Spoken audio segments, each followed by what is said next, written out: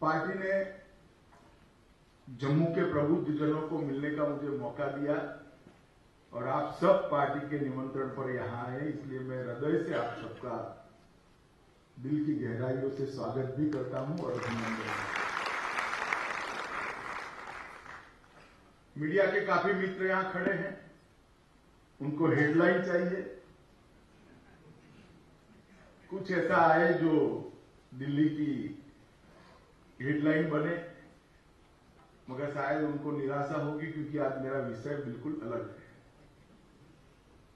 जम्मू कश्मीर की तत्कालीन परिस्थिति, इसका डेवलपमेंट, ये सारे विषयों में थोड़ा डॉक्टर जितेंद्र सिंह ने, डॉक्टर निर्मल सिंह ने बात करी है और काफी सारे लोग करेंगे, मगर मैं आज यहां पर दीनदयाल जन्म शताब्दी के तहत भारतीय जनता पार्टी की बात करने आया। भारतीय जनता पार्टी वैसे तो इस देश में 1650 पार्टियां हैं, उसमें से एक पार्टी है। मतलब बहुत सारी पार्टी है, कश्मीर से कन्याकुमारी तक और कामरूप से लेकर कच्छ तक लगभग 1650 पार्टियां इस देश में बनी हुई है, उसमें से एक भारतीय जनता पार्टी भी है। मगर भारतीय जनता पार्टी एक अलग प्रकार की पार्टी है, और जब मैं कहता हूं अलग प्रकार की पार्टी है तो इसके पीछे पार्टी की स्थापना से लेकर आज तक का भारतीय जनता पार्टी के करोड़ों कार्यकर्ता का कर्तृत्व, उनका परिश्रम, उनका त्याग और बलिदान की एक पृष्ठभूमि है। मित्रों, किसी भी राजनीतिक पार्टी के बारे में जानना हो तो उसकी स्थापना के मूल में जाना पड़ता है। मगर उसके पहले भी मैं आप सबके सामने एक बात रखना चाहता हूं कि जब हमारा देश आजाद हुआ और हमारे संविधान निर्माताओं ने संविधान की रचना की, उस वक्त हमने पार्टियों के आधार पर लोकतंत्र का स्वीकार किया। Multi party democratic parliamentary system को हमने एक्सेप्ट किया। बहुपक्षीय संसदीय लोकतांत्रिक प्रणाली को हमने स्वीकार किया। हमने प्रेसिडेंशियल सिस्टम को एक्सेप्ट नहीं किया। जब प्रमुखशाही होती है, प्रेसिडेंशियल सिस्टम होता है, तब पार्टी तो होती है, मगर व्यक्ति और व्यक्तित्व का ज्यादा महत्व होता है, पार्टी का कम होता है। जब इस देश के संविधान निर्माताओं ने मल्टी पार्टी डेमोक्रेटिक सिस्टम को और पार्लियामेंट्री सिस्टम को एक्सेप्ट किया, उस वक्त ये तय हो गया था कि इस पार्टी के, इस देश के विकास के अंदर पार्टियों का योगदान व्यक्तियों से बड़ा होगा, और इसलिए इस देश का लोकतंत्र कितना तंदुरुस्त है, इस देश का लोकतंत्र कितना आगे बढ़ेगा और इस देश के लोकतंत्र के माध्यम से अंतिम व्यक्ति का विकास कैसे होगा, वो कुल मिलाकर पार्टियों पर निर्भर हो गया। और उसके परिप्रेक्ष्य में भारतीय जनता पार्टी को समझने की जरा जरूरत है। अब मल्टी पार्टी डेमोक्रेटिक सिस्टम को अगर सफल करना है तो किसी भी पार्टी में 4 गुण होना बहुत जरूरी है। एक तो पार्टी का इंटरनल डेमोक्रेसी, आंतरिक लोकतंत्र साबुत होना चाहिए, मजबूत होना चाहिए और अभेद भी होना चाहिए। दूसरा, वो पार्टी आइडियोलॉजी के आधार पर चलने वाली पार्टी होनी चाहिए। जब पार्टी आइडियोलॉजी के आधार पर चलती है तभी जाकर पार्टी की सरकारें आइडियोलॉजी की प्रवक्ता बनती है, व्यक्ति की प्रवक्ता नहीं बनती है। अगर पार्टी किसी परिवार और व्यक्ति के आधार पर चलने वाली होती है तो पार्टी वो परिवार और व्यक्ति के हितों का संवर्धन करने वाली एक सीमित दृष्टि से काम करने वाली पार्टी बनती है। मगर कोई पार्टी जब आइडियोलॉजी के आधार पर, सिद्धांतों के आधार पर चलती है तो वो पार्टी वो सिद्धांतों के आधार पर पूरे देश का, समाज के अंतिम व्यक्ति का विकास करने का एक प्रयास करती है, पुरुषार्थ करती है। तीसरा, अगर वो पार्टी को जनादेश मिले तो वो पार्टी की सरकार कैसे चलती है, इसके आधार पर भी पार्टी का निर्णय होता है। और चौथा, वो पार्टी को चलाने वाला नेतृत्व किस प्रकार का है, इसके आधार पर भी ये पार्टी का निर्णय होता है। तो ये 4 प्रमुख बिंदुओं के आधार पर पार्टियों का तुलनात्मक अभ्यास कर ही हमारे लोकतंत्र को ज्यादा ताकतवर, ज्यादा मजबूत बना सकते हैं। मैं और कोई दूसरी पार्टी की बात करने नहीं आया, क्योंकि पंडित दीनदयाल उपाध्याय की जन्मशती के तहत मैं भारतीय जनता पार्टी की ही बात करना चाहता हूं। तो 4 बिंदु पर आज भारतीय जनता पार्टी कहां खड़ी है, इसकी बात मैं आप सबके साथ करना चाहता हूं। सबसे पहला, पार्टी का आंतरिक लोकतंत्र। भारतीय जनसंघ से लेकर जनता पार्टी और जनता पार्टी से लेकर भारतीय जनता पार्टी और जनता बीजेपी से लेकर 80 से लेकर आज तक भारतीय जनता पार्टी ने, पहले जनसंघ में और बाद में भारतीय जनता पार्टी ने अपने संविधान का संपूर्ण रूप से संरक्षण किया है और हमेशा संविधान के हिसाब से पार्टी के आंतरिक लोकतंत्र को बनाकर रखा है। मैं मेरा ही उदाहरण देना चाहता हूं। मेरा परिवार कोई राजनीतिक घराना नहीं है। 1982 के आसपास जब मैं पार्टी से जुड़ा, तब मैं एक बूथ का सदस्य था, बूथ का अध्यक्ष था, और कोई पॉलिटिकल बैकग्राउंड न होने के बावजूद भी बूथ अध्यक्ष से राष्ट्रीय अध्यक्ष बनने की मेरा जो प्रवास है वो भारतीय जनता पार्टी के आंतरिक लोकतंत्र को समर्पित। जितना भी नेतृत्व है, अटल जी पहली पीढ़ी के नेता थे, अडवाणी जी पहली पीढ़ी के नेता थे, नरेंद्र भाई एक गरीब घर में से निकलकर आज देश के प्रधानमंत्री बने। जितने भी हमारा नेतृत्व है वो पहली पीढ़ी का नेतृत्व था। उनके पीछे कोई राजनीतिक परिवार की विरासत नहीं थी।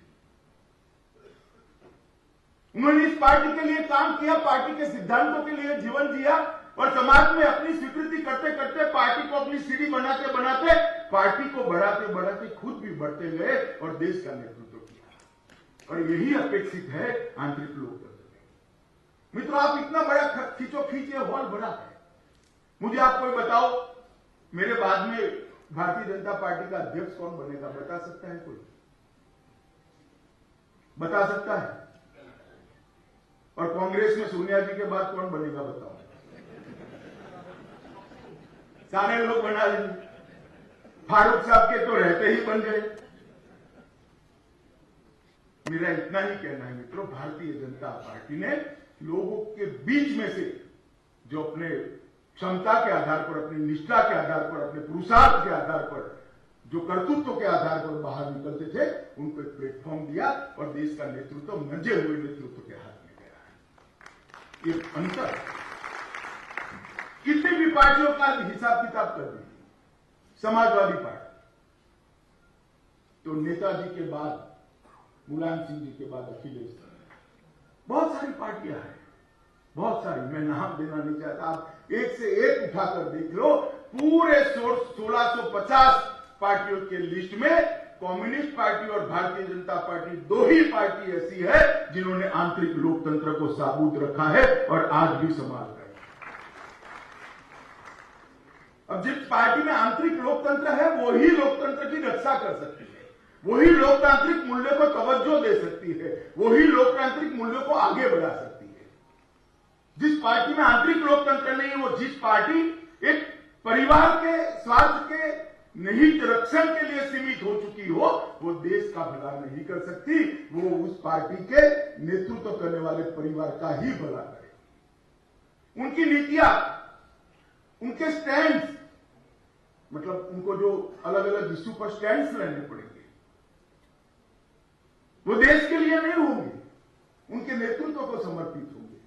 और जिस पार्टी में आंतरिक लोकतंत्र है वो इस देश के हित को समर्पित पार्टी होगी। इसलिए भारतीय जनता पार्टी इस 1650 पार्टियों के पूरे जो एक बहुत बड़ा झुंड बना है, उसमें एकमात्र ऐसी पार्टी है जिसका आंतरिक लोकतंत्र आज भी जीवंत है। और मुझे भरोसा है जिस प्रकार के हमारे यहां कार्य प्रणाली का पंडित दीनदयाल जी बनाकर गए हैं, और सालों तक भारतीय जनता पार्टी का आंतरिक लोकतंत्र जिंदा रहने वाला है और उसी में से अच्छा नेतृत्व उभरकर दूसरा मुद्दा था आइडियोलॉजी। आइडियोलॉजी के आधार पर चलने वाली पार्टी का मतलब क्या है? आइडियोलॉजी के आधार पर चलने वाली पार्टी मतलब इस देश की सब प्रकार की जितनी भी नीतियां बनती हो, इस पर पार्टी का स्पष्ट दृष्टिकोण उपलब्ध होना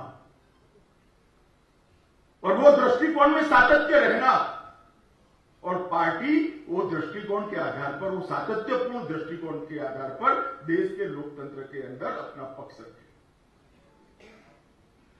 मित्रों, आज देखिए बहुत सारी पार्टियां हैं, मैं नाम लेना नहीं चाहता, मगर उसको उठाकर पूछ लीजिए कि आपकी आइडियोलॉजी क्या है, देश की अर्थनीति के बारे में आपकी पार्टी का क्या दृष्टिकोण है, देश की रक्षा नीति के बारे में आपकी पार्टी का क्या दृष्टिकोण है, देश की विदेश नीति के बारे में आपका क्या दृष्टिकोण है, कृषि नीति के बारे में क्या दृष्टिकोण है, शिक्षा नीति के बारे में क्या दृष्टिकोण है, तो कोई जवाब नहीं देगा। मैं कांग्रेस की ही बात करता हूं, तो कांग्रेस की कुल मिलाकर आइडियोलॉजी क्या है? कांग्रेस पार्टी की स्थापना और उसका जो विकास सन 47 तक हुआ, उसका आप डिटेल अभ्यास करिएगा तो कांग्रेस कोई आइडियोलॉजिकल पार्टी नहीं थी, एक बुद्धिजीवियों का जमावड़ा था। और आजादी का आंदोलन चालू होते होते हर एक प्रकार की विचारधारा के लोग जो देश को आजाद देखना चाहते थे, वो कांग्रेस पार्टी में शामिल हो गए। उसमें राइटिस्ट भी थे, समाजवादी भी थे, लेफ्टिस्ट भी थे, मुस्लिम लीग के भी लोग गए थे, हिंदू महासभा के भी लोग मिलते थे, मौलाना भी थे और स्वामी श्रद्धानंद भी थे। बहुत सारे लोग कांग्रेस पार्टी में आपको मिलेंगे, क्योंकि कांग्रेस पार्टी कोई आइडियोलॉजी के आधार पर खड़ी हुई पार्टी नहीं थी। कांग्रेस पार्टी आजादी के आंदोलन में किसी भी विचारधारा का व्यक्ति जो देश को आजाद करने में मांगता था, उसके लिए स्पेशल पर्पस व्हीकल। देश की आजादी प्राप्त करनी है तो किस माध्यम से करें? तो कांग्रेस एक जन आंदोलन था, आइडियोलॉजी कभी नहीं थी। और देश की आजादी के बाद इसीलिए गांधी जी ने कहा था कि कांग्रेस को बिखेर देना चाहिए और नई विचारधारा के आधार पर नई पार्टियों की रचना हो और देश की जनता इसमें से अपनी सरकार चुने। मगर देश का दुर्भाग्य था कि उसको किसी ने माना नहीं, तो कांग्रेस पार्टी चलती गई। बाद में भी जितनी भी पार्टियां बनी वो कांग्रेस में से ही अलग अलग समय पर अलग पड़ी, चाहे वो जनता पार्टी हो, चाहे समाजवादी पार्टी हो, चाहे कोई पार्टी हो, सारे कांग्रेस में थी, अलग निकले। और कारण सिद्धांत नहीं थे, कारण उनका समावेश नहीं होता था। वहां आगे बढ़ने का रास्ता कांग्रेस के परिवारवाद के कारण समाप्त हो चुका था, रुक चुका था। इसलिए लोग अलग निकलते गए, पार्टियां अलग अलग बनती गई। तो कांग्रेस पार्टी और उसमें से निकली हुई पार्टियां और रीजनल पार्टी जो बनी है, इसकी कोई आइडियोलॉजी नहीं है। बहुत कम पार्टियों ने अपनी आइडियोलॉजी को डिफाइन किया, इसकी व्याख्या करी। मगर भारतीय जनता पार्टी की रचना ही आइडियोलॉजी के कारण। भारतीय जनता पार्टी की रचना के मूल में जाएंगे तो श्यामा प्रसाद मुखर्जी हमारी पार्टी के संस्थापक थे। जब पार्टी की स्थापना करी उसके पहले वो नेहरू जी की सर्वपक्षीय सर्वदलीय सरकार में उद्योग मंत्री थे। और उस वक्त जब देश आजाद हो गया और नेहरू जी के नेतृत्व में देश की नीतियों का निर्माण होने लगा, नई नीतियां बनने लगी, देश की रक्षा नीति, देश की विदेश नीति, देश की अर्थनीति, देश की कृषि नीति, देश की शिक्षा नीति, और जब इसकी मीमांसा होने लगी, उसका अभ्यास होने लगा, तो कुछ लोगों को लगा कि नीतियों के मूल में कहीं न कहीं पाश्चात्य विचार से प्रभावित नीतियां हैं।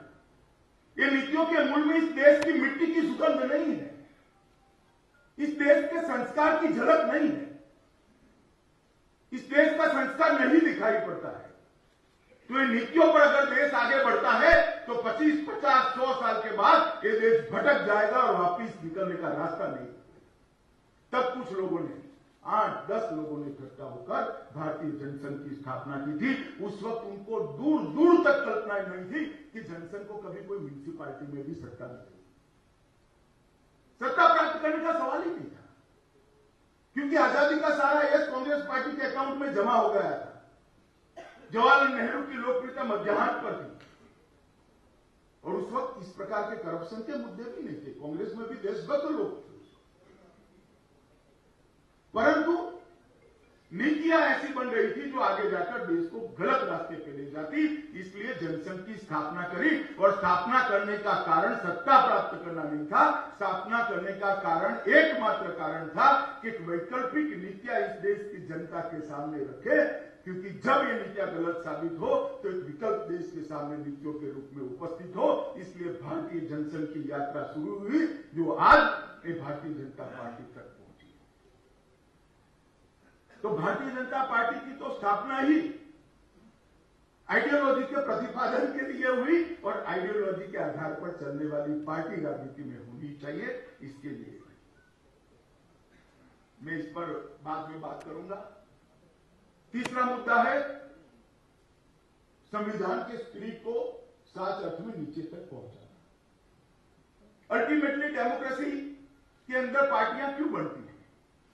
तो हमारे संविधान के जो मूलभूत उद्देश्य है, इसको नीचे ले जाना। मैं सब में जाना नहीं चाहता, उसमें से मैं सिर्फ डेवलपमेंट को पकड़ना चाहता हूं।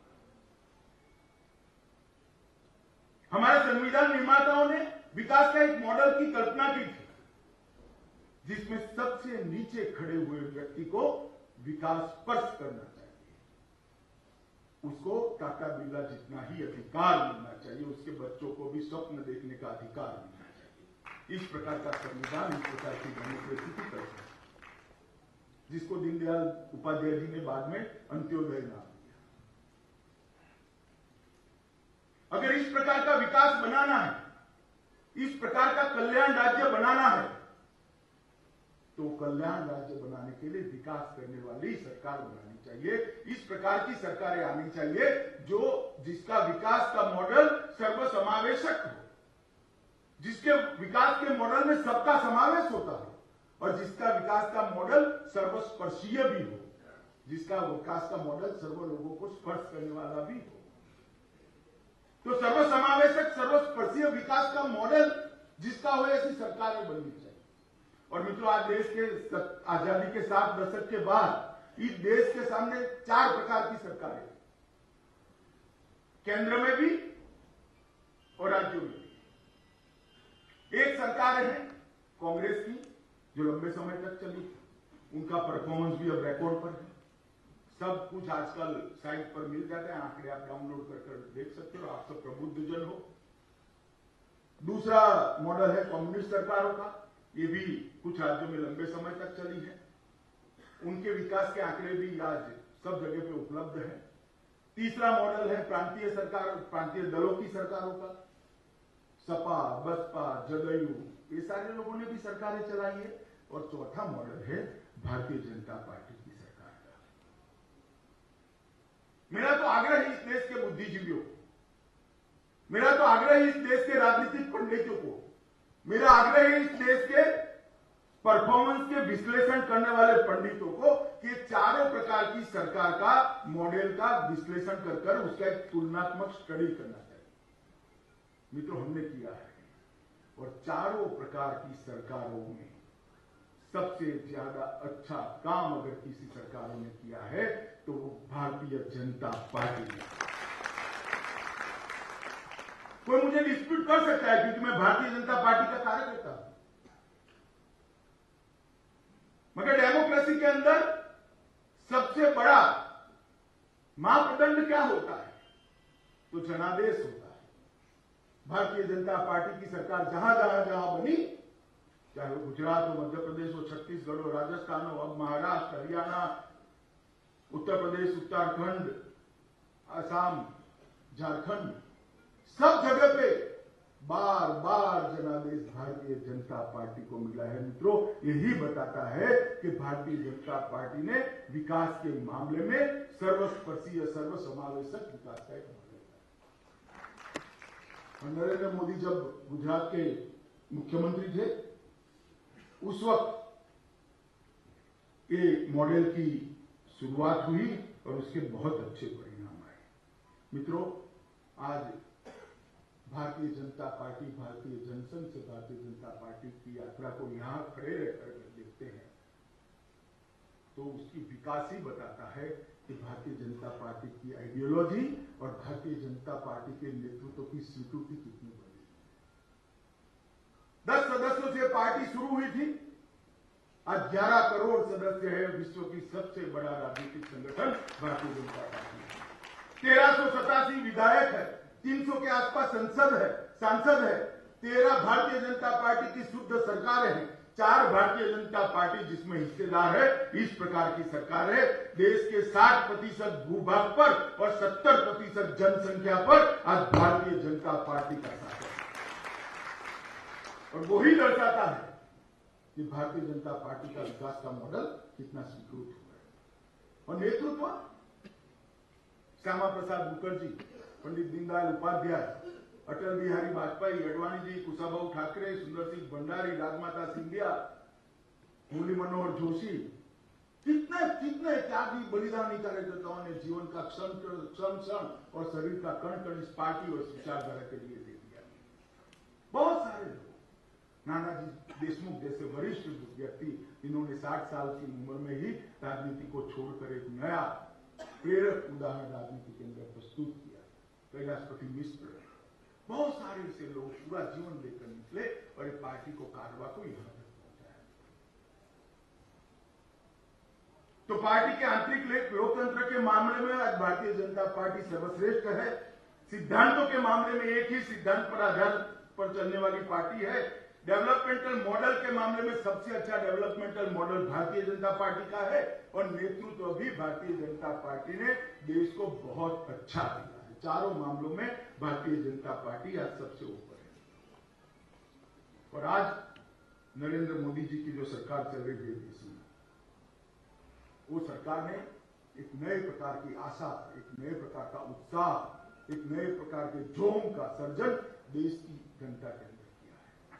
आप याद करिएगा 2012 की स्थिति,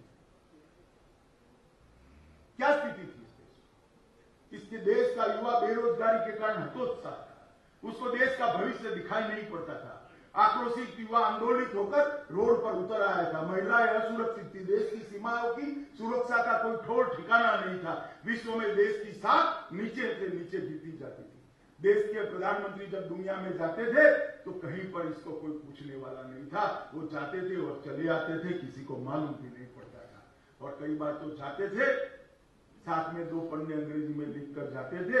मलेशिया का थाईलैंड में पढ़ देते थे, थाईलैंड का मलेशिया में पढ़ देते थे और वापस चले आते थे। देश दिनों तक, महीनों तक उनकी आवाज सुनने के लिए तरस जाता था। एक ऐसा प्रधानमंत्री था जिसका हर मंत्री अपने आप को प्रधानमंत्री मानता था और प्रधानमंत्री को बेचारे को कोई प्रधानमंत्री ही नहीं मानता। देश को पॉलिसी पैरालिसिस हुआ था, कोई नीतिगत फैसले नहीं होते थे, पक्षघात हो चुका था नीतियों को। और उस समय भारतीय जनता पार्टी ने नरेंद्र मोदी को हमारा नेता तय कर लोकसभा के चुनावी मैदान में उतारा। और गुजरात का जो मॉडल मोदी जी ने बना था, इसके आधार पर इस देश की जनता ने फैसला किया और 2014 में पूर्ण बहुमत के साथ 30 साल के बाद किसी एक दल को पूर्ण बहुमत देकर भारतीय जनता पार्टी की सरकार बनी। और 2014 से 2017 का 3 साल का कालखंड, मित्रों आप इसका एनालिसिस कर सकते हो। ये 3 साल में जहां 8.4% पर हम विकास दर को छोड़कर गए थे, मनमोहन सिंह उसको 4.4% पर ले आए थे। आज नरेंद्र मोदी के नेतृत्व में ये देश का अर्थतंत्र विश्व में सबसे तेज गति से बढ़ता हुआ अर्थतंत्र बनकर रह गया है। सबसे तेज जीएसटी को पारित कर दिया गया है, रेल बजट को मर्ज करने का फैसला कर लिया गया है। 31 मार्च के पहले बजट को पारित करने की एक नई परंपरा की है। 1 रैंक 1 पेंशन का सवाल जो 40 साल से खड़ा था, सेना के जवानों के सम्मान के साथ हमेशा खिलवाड़ होता था। नरेंद्र मोदी सरकार ने एक ही साल में 1 रैंक 1 पेंशन का सवाल को समाप्त कर आज उनके बैंक अकाउंट के अंदर सीधा 1 रैंक 1 पेंशन का फायदा पहुंचाने का काम भारतीय जनता पार्टी की सरकार ने किया है। नोटबंदी का फैसला, दुनिया के अर्थशास्त्री अचंभित थे। कितने बड़े देश के अंदर जहां इतनी बड़ी मात्रा में मुद्रा चलन में है, वहां कैसे नोटबंदी हो सकती है? विद्रोह हो जाएगा, सैन्य विद्रोह हो जाएगा, जनता विद्रोह कर देगी। कुछ नहीं हुआ। नोटबंदी के बाद आज देश और तेज गति से आगे बढ़ने लगा है। मित्रों, मैं एक और उदाहरण देता हूं, सर्जिकल स्ट्राइक का। देश की सीमाओं के साथ आए दिन खिलवाड़ होता रहता था। भाई हेमराज का सर काट कर ले गए थे, पाकिस्तान की भूमि पर अपमानित किया था। और आज नरेंद्र मोदी की सरकार है, उड़ी के अंदर सोते हुए जवानों को जिंदा जला दिया। सबके मन में था क्या होगा। 10 ही दिन के अंदर भारतीय जनता पार्टी की सरकार के प्रधानमंत्री ने सेना के जवानों को आदेश दिया, पाकिस्तान के अंदर घुसकर आतंकवादियों से बदला लेकर सेना के जवान वापिस आ गए। और इस सर्जिकल स्ट्राइक ने देश को देखने का दुनिया का नजरिया बदल दिया। एक मजबूत ये देश के नाते दुनिया में हमें प्रस्थापित कर दिया। मित्रों, हमारे यहां हमेशा रिफॉर्म्स की बात होती है।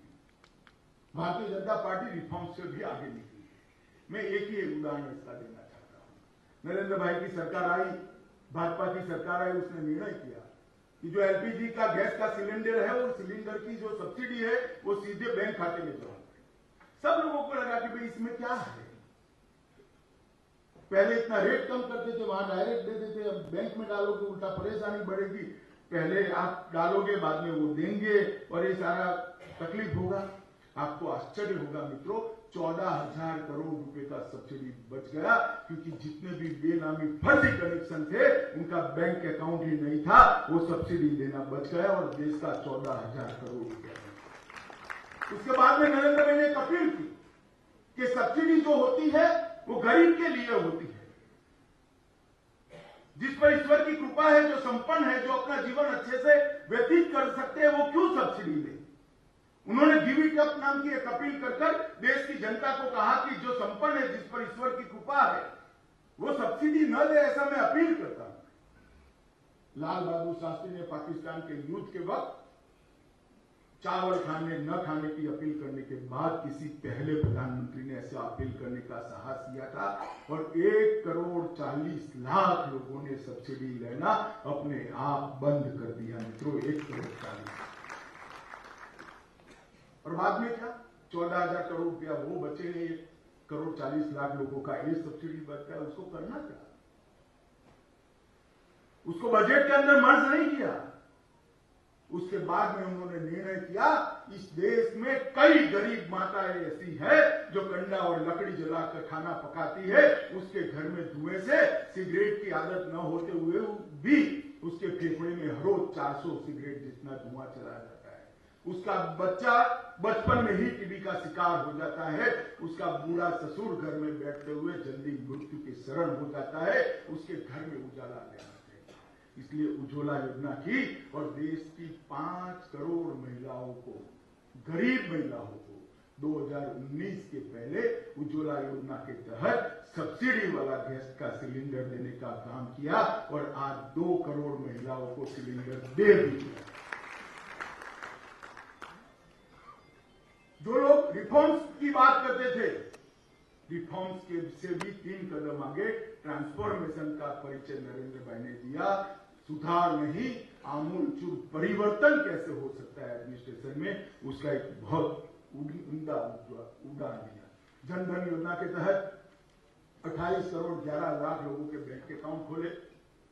आजादी के 70 साल के बाद भी 60 लाख लोगों के घर में, पूरे परिवार में एक भी बैंक अकाउंट नहीं था, उनको अर्थतंत्र के साथ जोड़ने का काम किया। मुद्रा बैंक योजना के तहत 7 करोड़ 30 लाख युवाओं को स्वरोजगार के रास्ते पर ले जाने का काम किया।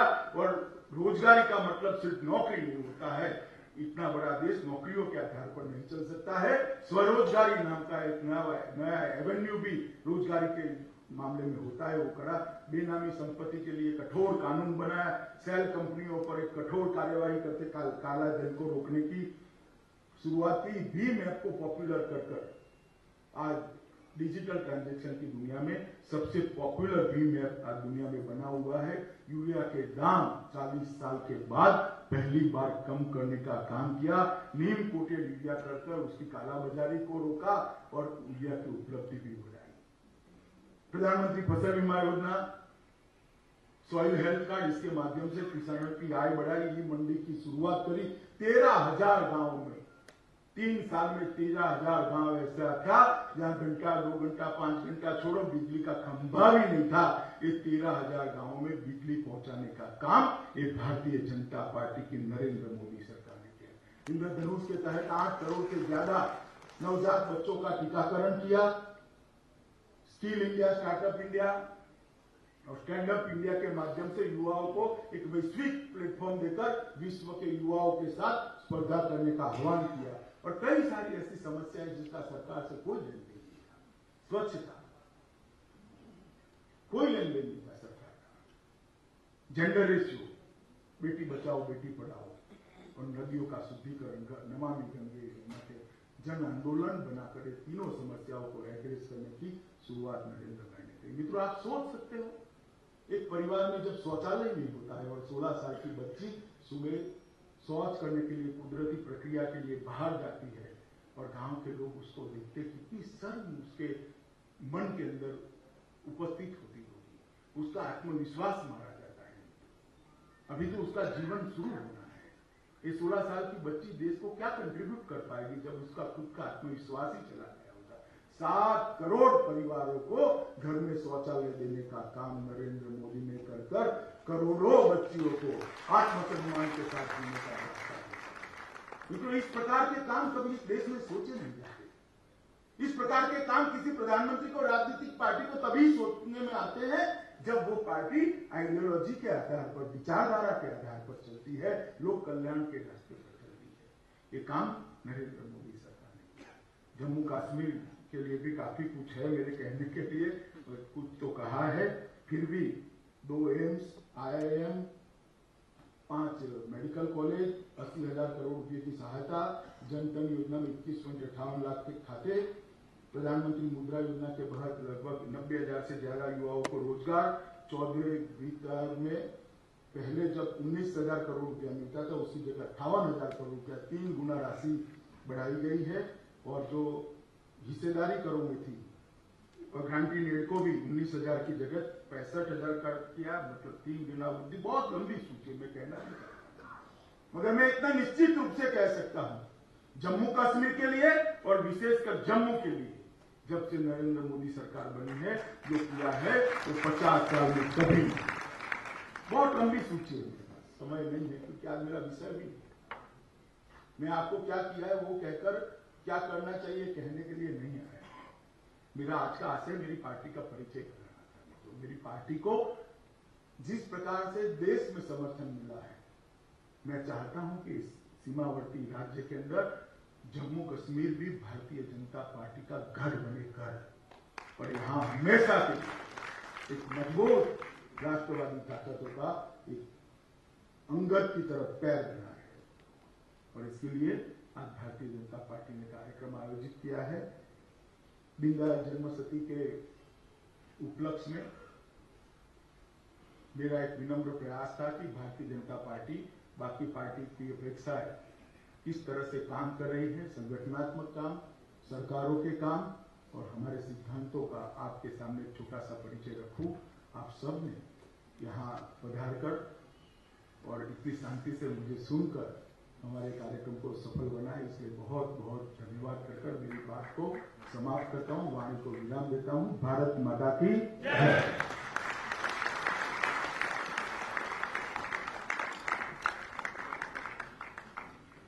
हमारे बीच में महंत रामेश्वर दास जी हैं। उनका निवेदन था कि मैं राष्ट्रीय अध्यक्ष जी को शाल भेंट करके सम्मानित करूंगा। मैं उनसे निवेदन करता हूं कि मंच पे आए और राष्ट्रीय अध्यक्ष जी को सम्मानित करें। मैं अपने केंद्रीय नेतृत्व का आभारी हूं जिन्होंने ऑर्गेनाइजेशन टूर के बीच में ये हमें समय दिया, हम प्रोमिनेंट सिटीजन की मीटिंग ऑर्गेनाइज कर सके। मैं यहाँ पर बैठे हमारे सामने chamber of commerce, industries, traders, साथ में डॉक्टर्स, बार एसोसिएशन, उसके बाद यूनिवर्सिटीज के प्रोफेसर्स, कई रिटायर्ड आर्मी के ऑफिसर्स, सभाएं और कई यहाँ ऐसे अनगिनत लोग जो कि जम्मू के इंटेलिजेंस या प्रोमिनेंट सिटीजन्स हैं जिन्होंने समय निकाला और इस कार्यक्रम की शोभा बढ़ाई। मैं उनका बड़ा बड़ा आभारी हूँ। और जो हमारी एक 10 मेंबर की कमेटी